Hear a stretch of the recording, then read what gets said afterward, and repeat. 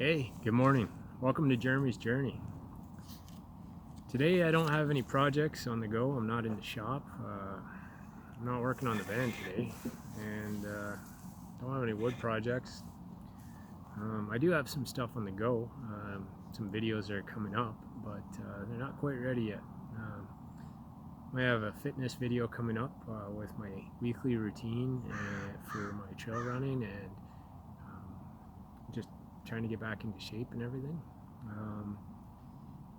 I also have some products from Renogy coming in for this guy to get the solar installed and all that. So I'm hoping in the next couple days that I get everything in and can do like an unboxing type thing and see what I got and get it ready to put it all together and install it.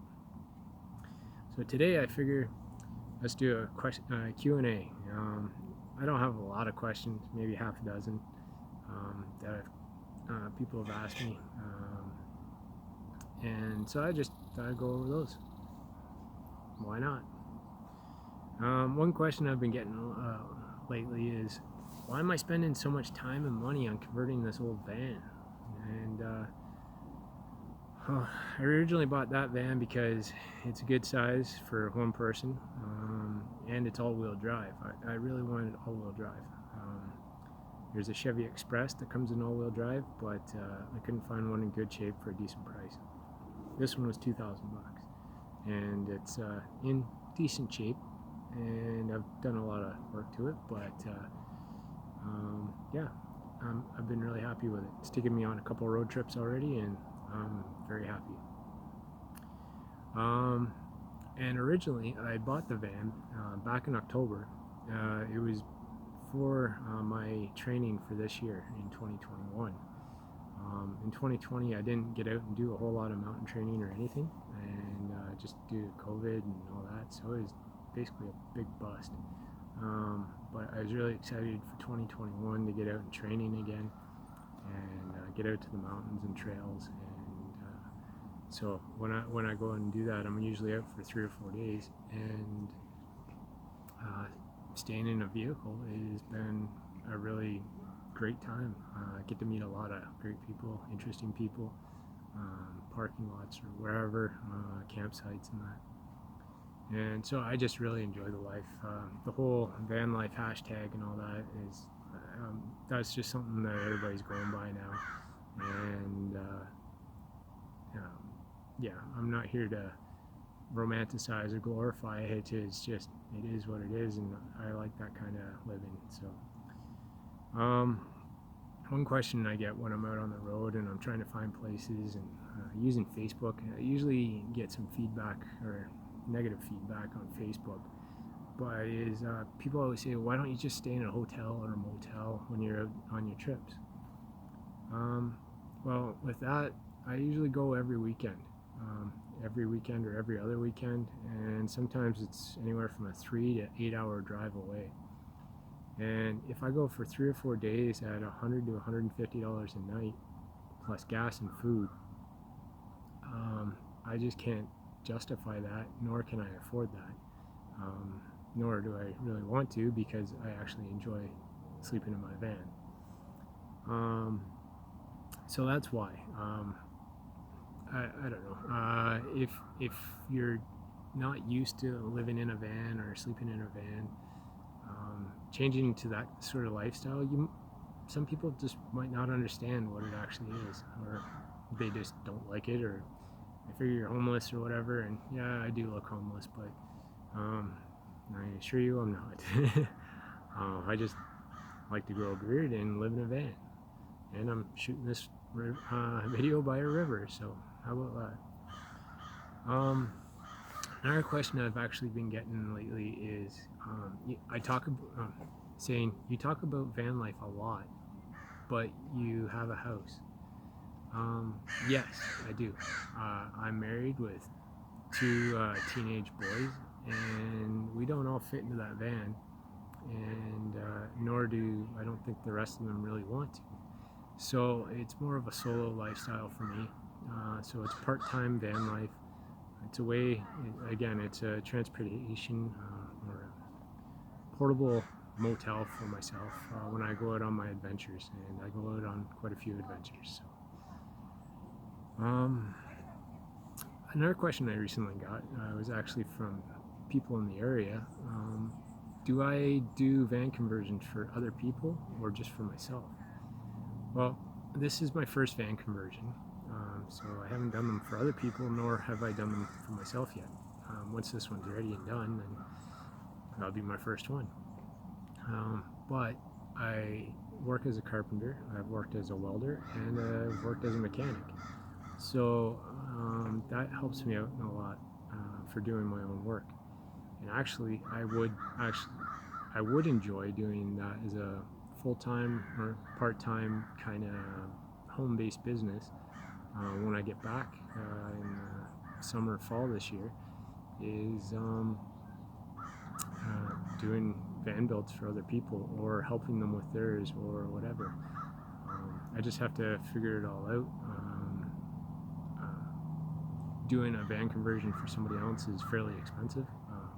Fortunately, I'm able to do my own work, but if I had to pay somebody else to do it, it's a fairly expensive venture once you put in labor on top of our continuously growing expensive wood materials right now. A sheet of plywood's $80 today, so it's getting really expensive for materials too.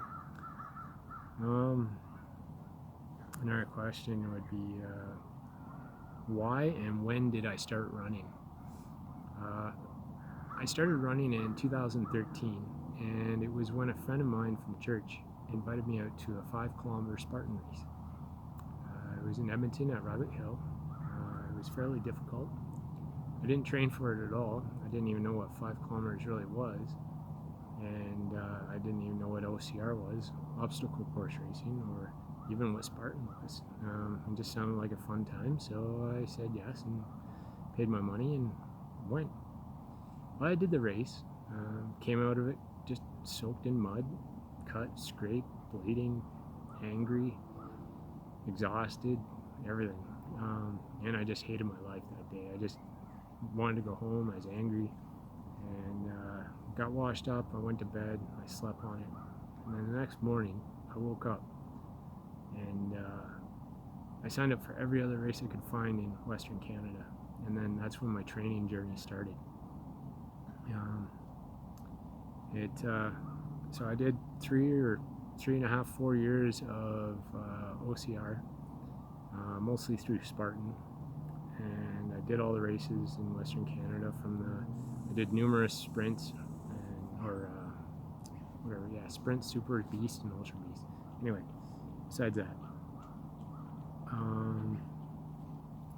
and then after that, I got into triathlons, and I did that for 1 year. I really loved it. I signed up for 3 triathlons. I had to learn how to ride a bike, and I had to learn how to swim. I knew how to do both, but I didn't know how to swim laps in a pool. I didn't know how to ride a road bike with clip-in shoes. It was all foreign to me, so I had to learn all that, and completed my first 3 triathlons, and I decided that I just couldn't commit any longer to the training. And then that's when I got really more involved in trail running. And after doing a bunch of trail running, and I got into mountain running, which was amazing, I got into ultra marathons, and I've been doing that for the last 3 years. Minus 2020, everything got canceled, so I didn't end up doing any races at all. I did one in January before in the winter, but it was just a little local race. So, and one question I get all the time outside of living in my van, outside of running, I could be at the grocery store, I could be pumping gas, I can be at work, I can be anywhere. It's a daily occurrence, but people ask me every day, how long have you been growing your beard, and how long is it? The last time I shaved was in a Christmas party for 2010, and I decided after that I didn't want to shave anymore. Before that, I did have a little bit of a beard, but then I just let her go.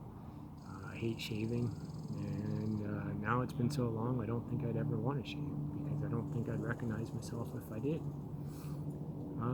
And then also is, how long is your beard? Before I left home, I measured it out anyways, from the bottom of my lip or the top of my chin all the way down to there. 16 inches right now, approximately, give or take. But yeah, so just over 10 years of growing, got 16 inches of beard, and I don't plan on cutting it anytime soon. Unfortunately, I've had to pass up some good jobs and leave some good jobs because of it, because I don't shave. In the construction industry in Alberta, if you're working refineries or gas plants or anything like that, you have to be clean shaven. So I passed up some really good jobs and that, but yeah, I don't feel like shaving for a company, and if the company can't hire me because I got a beard, that's okay. I'll find another job. I think that's it. Running. Yeah, that's about it. So, I like to travel, I like to adventure.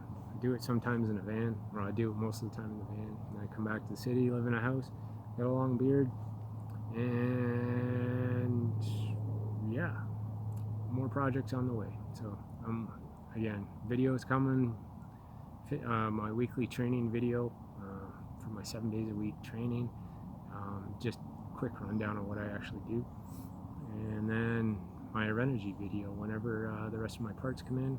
I might have a video up for next week, we'll see, and then the installation of all the stuff as well. So yeah,